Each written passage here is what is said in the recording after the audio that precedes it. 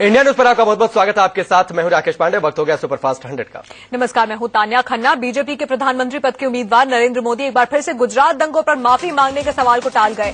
News channel TV9 को दिए interview में मोदी ने कहा कि पहले कांग्रेस अपने पाप का लेखा जोखा दे। कांग्रेस के लोग अपने पाप का पहले हिसाब लगाएं, फिर औरों का हिसाब मांगे। मोदी ने इस इंटरव्यू में कांग्रेस पर भी सवाल उठाए और कहा कि मुझसे माफी मांगने की मांग कांग्रेस कैसे कर सकती है। आपने तो अफसोस जताए लेकिन माफी नहीं मांगी। ये लोग अपॉलॉजी मांग रहे हैं। कौन वो लोग? कांग्रेस के लोग। मेरे पास तो कभी कांग्रेस के लोग मिलने नहीं आए। TV9 को दिए इंटरव्यू में मोदी ने कहा कि बीजेपी ऐसे बड़े नहीं है वो। मोदी ने कहा कि बीजेपी तो मेरे लिए मां है और एक बेटा मां से बड़ा कैसे हो सकता है। नरेंद्र भाई, आपको ये नहीं लगता कि मोदी भाजपा से भी बड़ा हो गई? कभी नहीं हो सकता। मैं सोच ही नहीं सकता हूं। क्या कभी कोई बेटा अपनी मां से बड़ा हो सकता है? हो सकता है। नरेंद्र भाई, आपको ये नहीं लगता कि मोदी भाजपा से भी बड़ा हो गई? कभी नहीं हो सकता। मैं सोच ही नहीं सकता हूं। क्या कभी कोई बेटा अपनी मां से बड़ा हो सकता है? और ऐसी सोच रखने वाले मां क्या होती है उसका उनको अंदाज नहीं है। बेटा कभी मां से बड़ा नहीं हो सकता। TV9 को दिए इंटरव्यू में राम मंदिर के मुद्दे पर मोदी ने पत्ते नहीं खुले। उन्होंने कहा कि बीजेपी मैनिफेस्टो में राम मंदिर पर पार्टी की लाइन लिखी हुई है और उससे ज्यादा कुछ नहीं कहना चाहता। क्या आपको पसंद नहीं है कि राम मंदिर का मुद्दा मैनिफेस्टो में हो? क्या आप ये चाहते हैं कि अयोध्या में राम मंदिर बने? मैं नहीं मानता हूं इसके बीच में जितनी चर्चा होनी है। मैनिफेस्टो में जो संवैधानिक बातें लिखी गई है वो भारतीय जनता पार्टी का ऑफिशियल कमिटमेंट है। दूसरी तरफ मुस्लिम धर्मगुरु कल्बे जवाद ने कहा कि नरेंद्र मोदी से मुसलमानों को डर लगता है। बीजेपी अध्यक्ष राजनाथ सिंह की मुलाकात के बाद कल्बे जवाद ने बयान दिया है। डर का एहसास जो है वो मुसलमानों में नरेंद्र मोदी जी के लिए भी है, क्योंकि जो गुजरात जो हुआ उस सिलसिले में मुसलमान ज्यादा खौफजदा है कि अगर ये प्राइम मिनिस्टर बन गए तो कहीं ऐसा न हो कि हमें नुकसान पहुंच जाए। मोदी से मुसलमानों को डर लगने की बात कहने वाले धर्मगुरु कल्बे जवाद ने राजनाथ सिंह की तारीफ भी की है। कल्बे जवाद ने राजनाथ की तुलना अटल बिहारी वाजपेयी से कर डाली। पार्टी में जैसे एक जमाने में अटल बिहारी जी थे और अडवाणी जी बहुत एक्टिव थे, बहुत ज्यादा, तो उस वक्त मुसलमानों का झुकाव जो था वो अटल बिहारी जी की तरफ ज्यादा था और उनको ज्यादा क्योंकि ज्यादा वो बैलेंस उनका कैरेक्टर रहा और फिर बहराज भी बैलेंस रहे। इस तकरीबन यही पोजीशन इस वक्त राजनाथ सिंह साहब की है। दरअसल मुस्लिम वोट अपने पाले में करने की मिशन में लगे बीजेपी अध्यक्ष राजनाथ सिंह ने सोमवार को लखनऊ में शिया धर्मगुरु कल्बे जवाद से मुलाकात की थी और उन्होंने जवाद से चुनाव में सहयोग भी मांगा था। मुस्लिम धर्मगुरु कल्बे जवाद से बीजेपी अध्यक्ष राजनाथ सिंह की मुलाकात पर कांग्रेस ने सवाल उठाए हैं। कांग्रेस मीडिया सेल के प्रमुख अजय माकन ने कहा कि इमाम बुखारी से सोनिया गांधी का मिलना सांप्रदायिकता है, तो ये मुलाकात सांप्रदायिक क्यों नहीं? प्रधानमंत्री के मीडिया सलाहकार रहे संजय बारू ने अपनी किताब में से घमासान मचने के बाद मीडिया से बातचीत की। एक अखबार से बातचीत करते हुए बारू ने कहा कि पब्लिशर ने मुझसे कहा था कि चुनाव के बाद किताब कौन खरीदेगा। बारू ने इंटरव्यू में कहा कि विमोचन से हफ्ते भर पहले ही मैंने किताब पीएम तक पहुंचा दी थी, लेकिन उन्होंने कुछ नहीं कहा। बारू ने कहा कि किताब को लेकर पीएमओ का बयान अपरिपक्व था। वहीं प्रियंका गांधी आज अपनी मां सोनिया गांधी के प्रचार में जुटी हुई हैं। रायबरेली संसदीय क्षेत्र में कई इलाकों में वो लोगों से मिल रही हैं और नुक्कड़ सभाएं कर रही हैं। करीब दर्जन भर इलाके में वो घूमेंगी।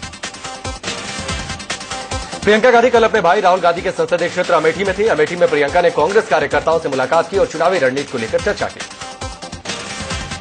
गांधी परिवार में तलखी थमने का नाम नहीं ले रही है। प्रियंका गांधी तो अब अपने चचेरे भाई वरुण गांधी को सीधे सीधे विश्वासघाती करार दे रही हैं।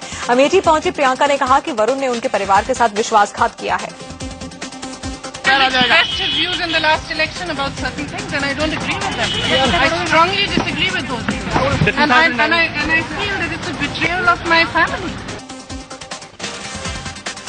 प्रियंका गांधी ने वरुण गांधी पर निशाना साधते हुए कहा कि वो भले ही खून के रिश्ते में हो, लेकिन हमारी लड़ाई विचारधारा की है। पहले प्रियंका ने कहा था कि वरुण रास्ता भटक गए। Is this a family war playing out? Not a family tea party. It's an ideological war, and anybody, no matter how close they are, as blood relations. Varun Gandhi की बात छेड़ने पर प्रियंका गांधी भावुक भी हो उठी और उन्हें अपने पिता राजीव गांधी याद आ गए। वरुण को निशाने पर लेते हुए प्रियंका ने कहा कि कोई किसी का अपमान कैसे कर सकता है। For the unity of this country, I cannot disrespect that. for anybody, even if it were my own child.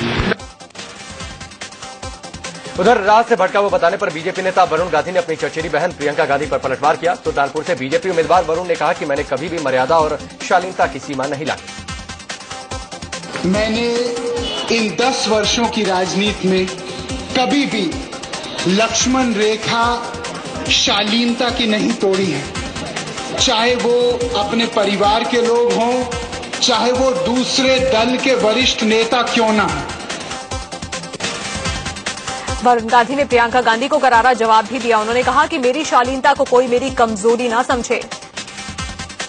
इन दिनों कुछ बातें सुनने में आई हैं कि हमारे शराफत को, हमारे उदारता को कोई कमजोरी ना समझे। प्रियंका गांधी ने कहा था कि वरुण गांधी रास्ता भटक गए हैं। इस बयान के जवाब में वरुण गांधी ने कहा कि मेरे रास्ता भटकने पर फोकस करने से ज्यादा जरूरी यह है कि देश किस रास्ते पर जा रहा है। बात हुई है मेरे रास्ते पे। मेरा रास्ता इतना महत्वपूर्ण नहीं है, लेकिन मैं देश के रास्ते को मजबूत करूं, ये मजबूती की बात रखनी चाहिए। वरुण गांधी ने राजनीति से वंशवाद खत्म करने की बात भी कही। उन्होंने कहा कि राजनीति को सुधारने के लिए वंशवाद खत्म करना जरूरी है। आज राजनीति को यदि सुधारना है तो एक वंशवाद कम करना पड़ेगा।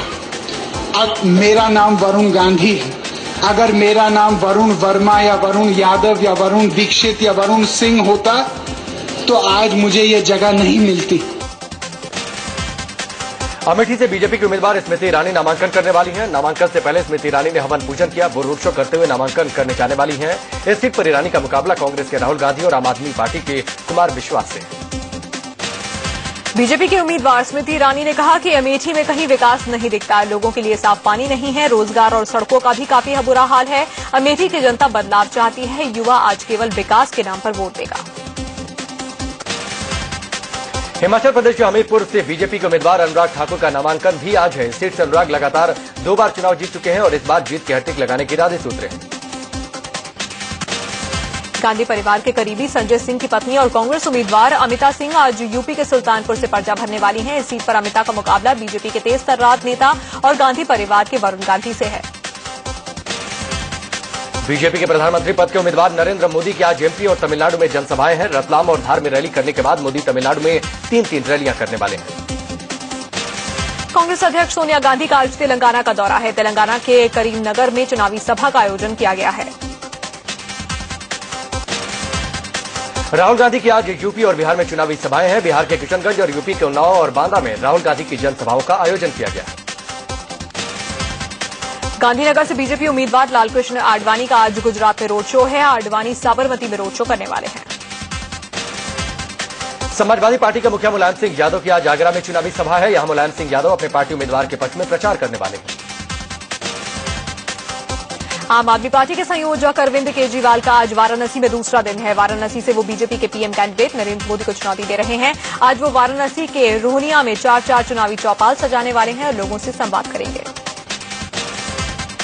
कल वाराणसी में अरविंद केजरीवाल ने स्लम बस्तियों का दौरा किया। शहर की साफ सफाई का काम करने वाले लोगों से उन्होंने मुलाकात की और उनकी परेशानियों से रूबरू हुए।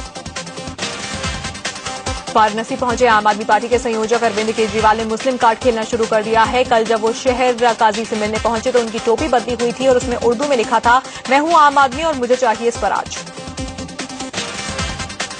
वाराणसी में नरेंद्र मोदी को चुनौती दे रहे केजरीवाल ने शहर काजी से कल मुलाकात कर चुनाव में मदद करने की मांग की। उन्होंने बीजेपी कांग्रेस को कोसा और आम आदमी पार्टी को सेकुलर पार्टी बताते हुए समर्थन करने को कहा।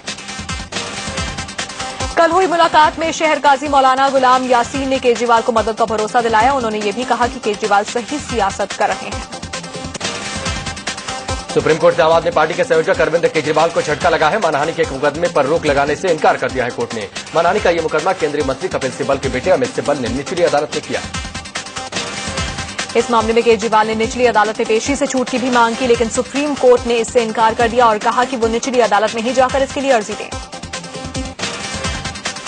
बीजेपी के तेज तर्रार नेता मेनका गांधी के बेटे वरुण गांधी ने सुल्तानपुर सीट से नामांकन दाखिल किया। वरुण गांधी पीलीभीत से मौजूदा सांसद हैं, लेकिन इस बार सुल्तानपुर से चुनाव लड़ रहे हैं।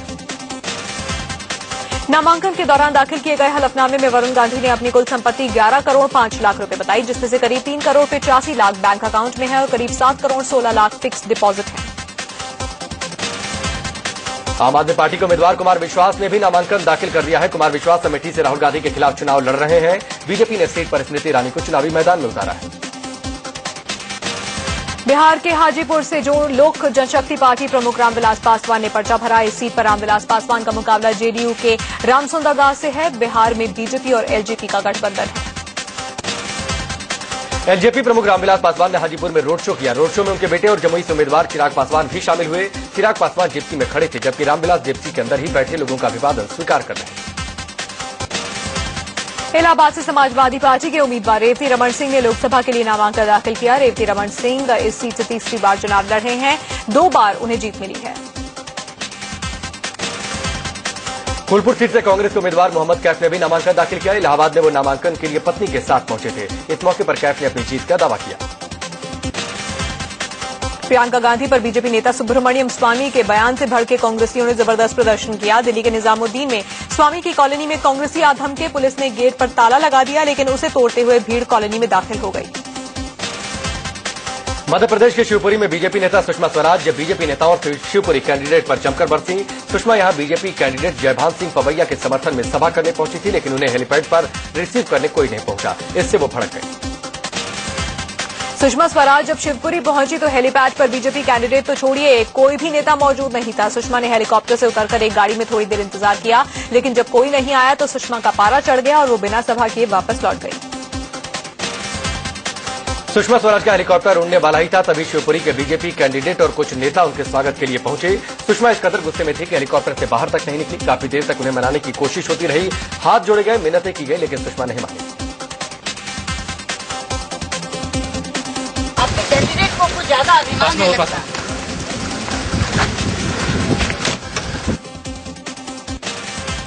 यूपी के कैबिनेट मंत्री आजम खान ने मुख्यमंत्री अखिलेश यादव से कहा कि वो गुजरात से मंगवाए गए शेर वापस कर दें। आजम का कहना है कि शेरों के बहाने नरेंद्र मोदी यूपी सरकार पर लगातार ताने कसते हैं।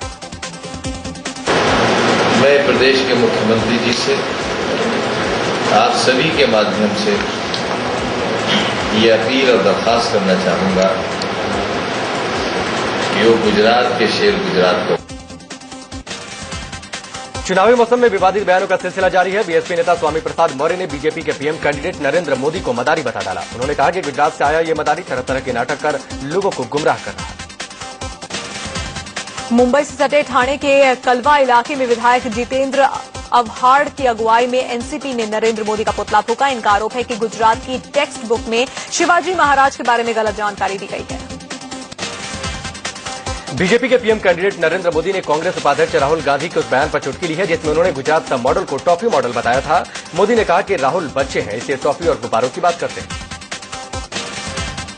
मोदी ने राहुल पर चुटकी लेते हुए कहा कि उनकी उम्र टॉफी और गुब्बारों से खेलने की नहीं है, वो तो ट्रॉफियों के बारे में सोचते हैं। अब ये देश को तय करना है कि उसे टॉफी वाला नेता चाहिए या फिर ट्रॉफी वाला।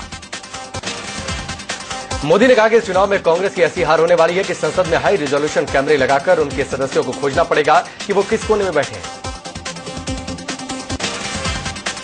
बिहार के पूर्व उप मुख्यमंत्री और बीजेपी नेता सुशील मोदी ने लालू प्रसाद यादव को चुनौती माना है। उनका कहना है कि बिहार में बीजेपी का मुकाबला आरजेडी से है, जबकि जेडीयू तीसरे नंबर पर है। जहां तक मुख्य प्रतिद्वंदी की बात है तो सभी जगह दिखाई ये पड़ रहा है कि मुख्य मुकाबला आरजेडी गठबंधन के साथ हो रहा है और जदयू तीसरे नंबर पर चली गई है। चुनाव से ठीक पहले बिहार के मुख्यमंत्री नीतीश कुमार को बड़ा झटका लगा है। किशनगंज संसदीय क्षेत्र से जेडीयू कैंडिडेट अख्तरुल इमाम ने अपनी उम्मीदवारी वापस ले ली है। उन्होंने कांग्रेस कैंडिडेट के समर्थन में ऐसा करने का फैसला लिया। जेडीयू कैंडिडेट अख्तरुल इमाम ने वापस ले लिया है। इसके बाद किशनगंज में कांग्रेस कैंडिडेट अखरुद्दीन हक और बीजेपी कैंडिडेट डीके जायसवाल के बीच सीधा मुकाबला देखने को मिलेगा। इस सीट पर 24 अप्रैल को मतदान होना है। बीजेपी की तर्ज पर समाजवादी पार्टी ने भी चाय की चौपाल लगाई। यूपी के मुख्यमंत्री अखिलेश यादव की पत्नी और कन्नौज से सांसद डिंपल यादव ने चाय की दुकान पर कार्यकर्ताओं के साथ बैठक की और लोगों से चुनाव को लेकर चर्चा की। फिल्म टार्जन से चर्चा में आए हेमंत बिरजे भी चुनावी मैदान में कूद गए हैं। हेमंत उत्तर मध्य मुंबई से शिवराज पक्ष पार्टी के टिकट पर चुनाव लड़ रहे हैं। इस सीट पर बिरजे का मुकाबला कांग्रेस की प्रिया दत्त और बीजेपी के पूनम महाजन से है।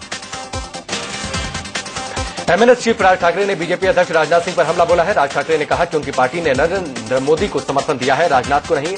जब मोदी इस मुद्दे पर चुप है तो फिर राजनाथ सिंह बीच में क्यों बोल रहे हैं? राज ठाकरे ने बीजेपी अध्यक्ष राजनाथ सिंह के उस ऐतराज को लेकर उन पर तंज कसा है जिसमें उन्होंने मोदी को बिन मांगे समर्थन देने के लिए आड़े हाथों लिया था और कहा था कि राज, शिवसेना, बीजेपी, आरपीआई गठबंधन में शामिल हुए बिना मोदी के नाम पर वोट मांग रहे हैं। इलाहाबाद में आम आदमी पार्टी ने पूर्व प्रधानमंत्री लाल बहादुर शास्त्री के पोते आदर्श शास्त्री को चुनावी मैदान में उतारा है। अब खबर है कि आदर्श शास्त्री के पिता अनिल शास्त्री कांग्रेस की तरफ से उनके खिलाफ चुनाव प्रचार करने आने वाले हैं। मतदाताओं को वोट देने के प्रति जागरूक बनाने के लिए मुंबई में एक सैलून ने अनोखा ऑफर निकाला है। 24 अप्रैल को मुंबई में चुनाव है और इस सैलून ने लोगों से कहा है कि जो भी वोटिंग का निशान दिखाएगा उसे मुफ्त में हेयर कट दिया जाएगा। 17 अप्रैल को लोकसभा चुनाव के 5वें चरण के लिए वोट पड़ेंगे। इसके तहत बिहार की 7, उत्तर प्रदेश की 11 और मध्य प्रदेश की 10 सीटों के लिए मतदान होगा। इसके अलावा महाराष्ट्र की 19 सीटों पर भी वोट डाले जाएंगे। 5वें चरण में राजस्थान की 20 सीटों पर वोट पड़ेंगे। वहीं पश्चिम बंगाल की 4 और कर्नाटक की 28 सीटों पर भी इस दिन वोटिंग होगी। इसके अलावा झारखंड की 6 लोकसभा सीटों पर मतदान होगा। 5वें चरण के चुनाव में छत्तीसगढ़ की 3 सीटों पर वोट पड़ेंगे। इसके अलावा जम्मू कश्मीर और मणिपुर की 1-1 सीट पर मतदान होगा। साथ ही ओडिशा की 11 लोकसभा सीटों और कर्नाटक की 28 सीटों पर भी इस दिन वोटिंग होगी। इसके अलावा झारखंड की 6 लोकसभा सीटों पर मतदान होगा। 5वें चरण के चुनाव में छत्तीसगढ़ की 3 सीटों पर वोट पड़ेंगे। इसके अलावा जम्मू कश्मीर और मणिपुर की 1-1 सीट पर मतदान होगा। साथ ही ओडिशा की 11 लोकसभा सीटों पर भी वोट डाले जाएंगे। चुनावी मौसम में आम जनता को पेट्रोल की कीमत में राहत मिली है। तेल कंपनियों ने पेट्रोल की कीमत में 70 पैसे प्रति लीटर की कमी करने का फैसला किया है। कटौती आधी रात से लागू हो चुकी है। पेट्रोल की कीमतें 70 पैसे कम होने के बाद दिल्ली में जहां 1 लीटर पेट्रोल की कीमत अब 72 रुपये 26 पैसे की बजाय 71 रुपये 41 पैसे प्रति लीटर होगी। वहीं कोलकाता में 79 रुपये 25 पैसे, मुंबई में 80 रुपये और चेन्नई में 74 रुपये 60 पैसे होगी। पेट्रोल की कीमतों में कटौती रुपये में लगातार आ रही मजबूती के चलते की गई है। हालांकि इस बार डीजल की कीमतों में कोई बदलाव नहीं हुआ है। जनवरी 2013 से डीजल की कीमतें 8.33 रुपये बढ़ गई हैं। ये बढ़ोतरी 14 बार में हुई है।